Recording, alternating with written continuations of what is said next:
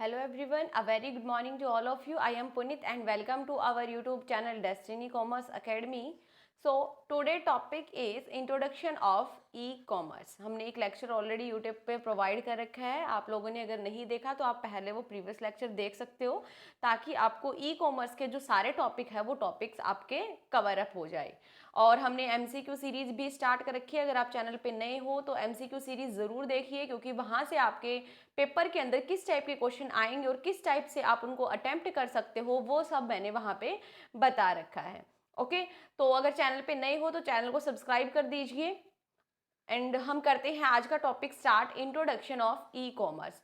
Firstly अगर हम बात करते हैं ई कॉमर्स की, सो ई कॉमर्स की फुल फॉर्म रहेगी आपकी इलेक्ट्रॉनिक कॉमर्स रहेगी. यहाँ से नेम से ही डिनोट हो रहा है कि मान लीजिए इलेक्ट्रॉनिक कॉमर्स यानी कि डिजिटल सिस्टम जो आ रहा है अभी जो हम यूज़ करते हैं उसी को हम क्या बोलते हैं, इलेक्ट्रॉनिक कॉमर्स. यानी कोई भी गुड्स को बाय करना, सेल करना, सर्विसेज को बाय करना, सेल करना या फिर ट्रांसमिटिंग द फंड और डाटा, यानी कि one place to another place अगर आप ट्रांसफर कर रहे हो इलेक्ट्रॉनिकली तो उसको हम बोलते हैं ई कॉमर्स. सो नेक्स्ट देखिए यहाँ पे बताया गया है कि बहुत सारी जो कंपनीज है वो प्रोडक्ट को ऑनलाइन सेल करने के लिए ओनली ई कॉमर्स का यूज़ करती है, जबकि ई कॉमर्स का यूज़ जो है आपका वो वाइडली कर सकते हो आप.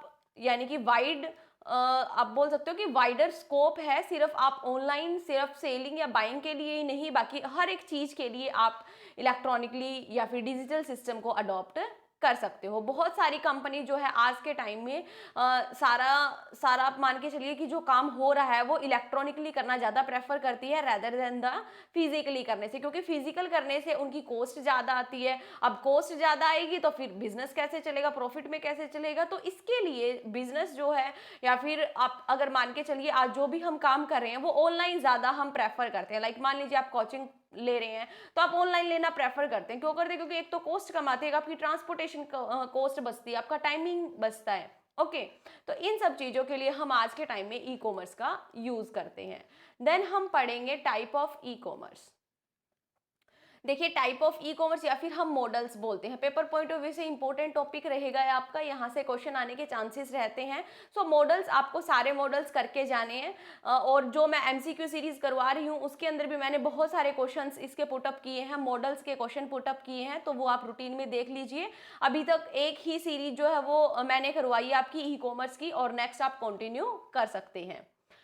सो e commerce takes as many different form as the various way to shop online channel. यानी कि बहुत सारे वेज या बहुत सारे फॉर्म्स में होती है कि ई कॉमर्स किस तरीके से हम बाइंग एंड सेलिंग कर सकते हैं. अलग अलग मॉडल अडॉप्ट किए जाते हैं. कौन कौन से मॉडल होते हैं देखिए. First model is B2C model. B2C model का मतलब क्या हुआ, business cell to individual consumer. यानी कि बिजनेस जो है वो सेल कर रहा है किसको, कंज्यूमर को. यानी जिसने मैन्युफैक्चर किया वो सेल कर रहा है अल्टीमेटली कंज्यूमर को. उस मॉडल को हम बोलते हैं B2C मॉडल. देन हम बात करते हैं B2B मॉडल की. अगर B2B मॉडल की बात करते हैं तो business cell to other businessman. मान लीजिए रिटेल पर्पज के लिए, रीसेलिंग पर्पज के लिए अगर आप किसी से कोई भी प्रोडक्ट जो है कोई सी बिजनेसमैन से और आप भी बिजनेसमैन हो, दोनों क्या कर रहे हैं, प्रोडक्ट को सेल कर रहे हैं या फिर बाय कर रहा है प्रोडक्ट को फर्दर रीसेलिंग करने के लिए, रीसेल करने के लिए. ओके, वो होता है आपका B2B मॉडल. देन हम नेक्स्ट बात करेंगे. फिर नेक्स्ट बात करते हैं C2B यानी कि consumer to business. Consumer cell कर रहा है बिजनेस को.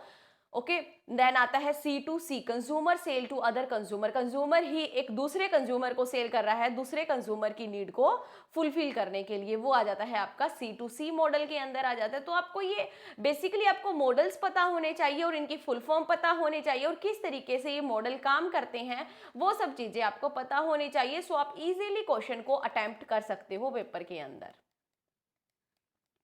अगर आपको इनमें से कोई समझ नहीं आया तो आप कमेंट करके पूछ सकते हैं. नेक्स्ट B2G मॉडल यानी कि बिजनेस सेल टू गवर्नमेंट और government agencies. C2Z consumer to government, consumer cell कर रहा है गवर्नमेंट को या फिर गवर्नमेंट एजेंसीज को. देन सेवंथ आता है Z2B मॉडल, गवर्नमेंट और government agency sell to business. Next देखिए एट्थ G2C, गवर्नमेंट और government agency sell to consumer. तो ये होता है आपका Z2C मॉडल. तो बेसिकली ये हमने 8 मॉडल्स पढ़े हैं. तो ये 8 मॉडल्स आपको लर्न करने हैं, आपको एज इट इज लर्न होने चाहिए पेपर के अंदर क्वेश्चन आने के चांसेस रहते हैं। देन हम पढ़ते हैं benefit of e commerce. E commerce के बेनिफिट क्या क्या होंगे कि ऑनलाइन जो ट्रांजैक्शन हो रही है या फिर ऑनलाइन जो आप बोल रहे हो कि जिसका हम बेनिफिट ले रहे हैं, वो कौन कौन से बेनिफिट है जो हमें ई कॉमर्स से बेनिफिट मिल रहे हैं। नंबर 1, इट ग्रोइंग रैपिडली, यानी कि कोई भी जो बिजनेस है वो उसकी जो ग्रोथ है वो रैपिडली हो रही है। पहले के कंपैरिजन में आज के टाइम की अगर आप बात करते हो, तो बिजनेस को स्टार्टअप करते हो, आप एडवर्टाइजमेंट करते हो मीडिया पे, सोशल मीडिया पे, तो वहां से आपकी ग्रोथ रैपिडली हो रही है। अगर आपका प्रोडक्ट जो है वो कस्टमर की चॉइस का है, कस्टमर के काम आने का है, तो फिर उसके लिए आपको ज्यादा या फिर ज्यादा टाइम आपको लगाने की जरूरत नहीं है, वो आपका इजीली सेल हो जाता है और इजीली कस्टमर उस तक पहुंच भी पाते हैं। Then offer global marketing reach, यानी रीच बढ़ी हुई है। ठीक है, अब आप यहाँ पे बैठे हो, आप कहीं पर भी प्रोडक्ट को डिलीवर कर सकते हो, जरूरी नहीं है कि आपका जो स्टोर है वो कहीं पे होना चाहिए। ठीक है, तो बिना स्टोर ओपन किए भी आप क्या कर सकते हो, अपना जो प्रोडक्ट है वो सेल आउट कर सकते हो ग्लोबल एरिया में। Then provide cash ordering product online आप ऑर्डर लगा सकते हो। ये नहीं है कि आपको पर्टिकुलर शॉप पे जाना पड़ेगा, शॉप पे जाके आपको ऑर्डर करना पड़ेगा। सिर्फ आपको क्या करना है, मेल के थ्रू कर सकते हो आप, या फिर आप ऑनलाइन ऑर्डर के लगा सकते हो, वहां पे कॉल कर सकते हो, एसएमएस के थ्रू कर सकते हो। तो बहुत सारे आप बोल सकते हैं कि बहुत सारे वेज है जिसके थ्रू आप ऑनलाइन ऑर्डर कर सकते हो। Generally involve lower operating cost, ये हमने बात की है कि ई कॉमर्स या फिर ऑनलाइन सिस्टम जो हम अडॉप्ट कर रहे हैं उसके अंदर ऑपरेटिंग कॉस्ट हमारी कम आती है। And give direct to consumer access, consumer को एक्सेस भी इजीली मिल जाता है। देन नेक्स्ट देखिए, नेक्स्ट हम बात करते हैं e commerce application services. First one is, यानी कि ई कॉमर्स कहाँ कहाँ पे एप्लीकेबल होता है, किन किन सर्विसेज में। नंबर 1, रिटेलर्स, यानी कि रिटेल का मतलब क्या हुआ, यहाँ पे कोई भी प्रोडक्ट को सेल करने के लिए या कोई भी प्रोडक्ट को ऑनलाइन, अगर आप रिटेलिंग प्रोडक्ट है आपका, उसको आपको कंज्यूमर तक पहुंचाना है, तो उसके लिए आप यूज करते हो ई कॉमर्स का, आप यूज करते हो, जिसके थ्रू इजीली प्रोडक्ट जो है वो कंज्यूमर तक पहुंच पाता है। Then number 2, accounting. अकाउंटिंग में भी रोल रहता है ई कॉमर्स का, यानी कि फंड ट्रांसफर करने के लिए आप इजीली क्या कर सकते हो, फंड ट्रांसफर कर सकते हो। देखिए, finance and e commerce are more than even before bank and stock exchange, mere extensive use of e-commerce in their operation, balance check, bill payment, money transfer easily कर सकते हो, बैलेंस चेक कर सकते हो, बिल्स की payment कर सकते हो, और बहुत सारी जो सर्विसेज होती है उनका बेनिफिट आपको मिलता है ई कॉमर्स के जरिए। देन प्रोडक्शन आता है। प्रोडक्शन पॉइंट के अंदर जो हम पढ़ेंगे, प्रोडक्शन का मतलब यहाँ पे क्या हुआ कि मान लीजिए आपका प्रोडक्शन हो रहा है, तो वहां पर आपको पता चल जाएगा कि इलेक्ट्रॉनिकली आप ट्रांजेक्शन कर सकते हो कि आप कितनी यूनिट का प्रोडक्शन कर रहे हो, किस पॉइंट पर आपको रॉ मटेरियल ऑर्डर करना है, किस पॉइंट पर आपको रॉ मटेरियल ऑर्डर नहीं करना है। इन सब की नॉलेज आपको इलेक्ट्रॉनिकली मिल जाती है, या हम बोल सकते हैं डिजिटल सिस्टम को हम अडॉप्ट कर रहे हैं। सो प्रोडक्शन के लिए भी हेल्पफुल रहता है। देन आता है आपका ट्रेड।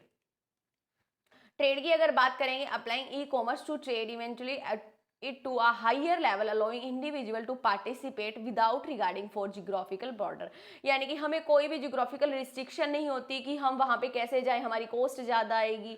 ठीक है, क्योंकि ऑनलाइन काम हो रहा है, हम ऑनलाइन क्या कर सकते हैं, वो ऑनलाइन ऑर्डर हमें दे रहे हैं और हम उस तक सामान को पहुंचा रहे हैं। तो इससे हमारी जो ट्रेड है वो भी क्या रही है, इजीली हो रही है, और उनका भी पार्टिसिपेशन हो रहा है। जो हमारे से मान लीजिए दूर के जो लोग हैं उनसे भी हमारा कनेक्ट हो रहा है और हमारी रिटेल बढ़ रही है, या फिर हमारा प्रॉफिट बढ़ रहा है, हम यहाँ पे ये बोल सकते हैं।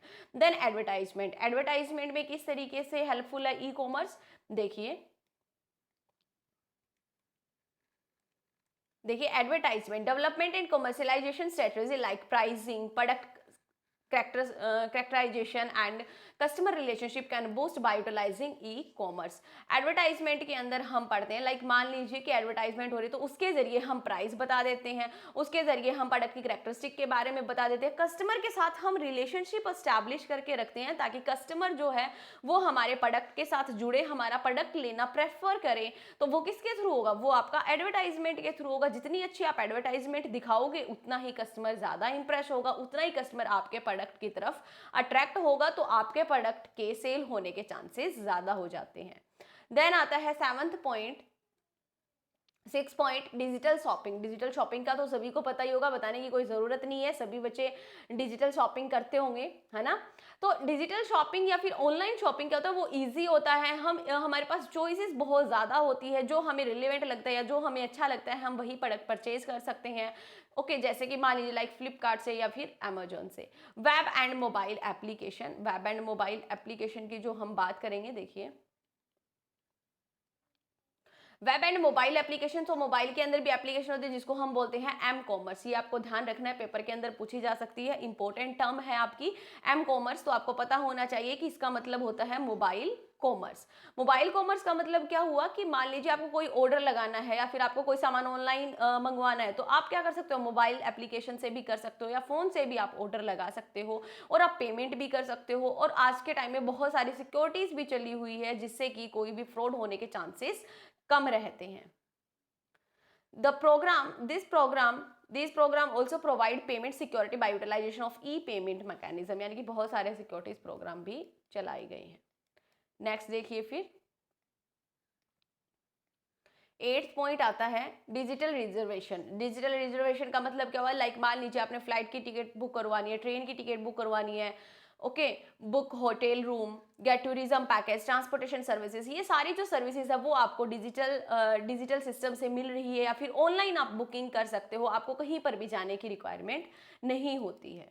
देन हम पढ़ते हैं next topic, e commerce and world wide web.